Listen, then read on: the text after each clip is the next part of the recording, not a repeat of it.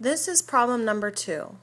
We're going to be using pattern blocks to solve fraction multiplication problems. Before we begin, though, I need to define what each pattern block represents.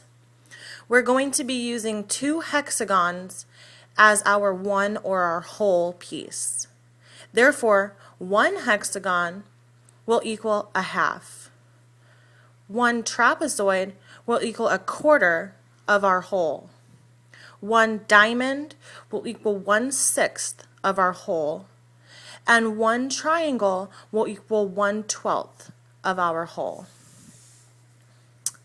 Now we're going to solve our first problem, which is 2/3 times 1/2. It's important to note that in fraction multiplication, 2/3 times 1/2 actually means 2/3 of 1/2. Therefore, 1/2 of our whole is represented by 1 hexagon. I've already gone ahead and filled out 2/3 of 1 hexagon using our 1/6 pieces. When we're comparing this to the whole, though, we see that we really only have 2/6 of a whole. We're using our 1/6 pieces.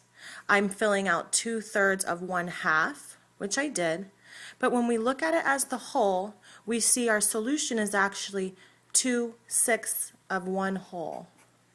So our solution here equals 2/6. 1/2 of our 1/6 pieces. The next problem we're going to be looking at is 5/6 times 1/2. Again, 5/6 times 1/2 actually means 5/6 of 1/2. So again, our 1/2 is represented by 1 hexagon. It's a little bit sloppy, but you can see that I've put in 1, 2, 3, 4, 5 of our 1/12 pieces in order to fill out 5/6 of 1/2. When I add that on to our whole piece, you can see that we're using our 1/12 triangles, and I actually have 5/12 of the whole.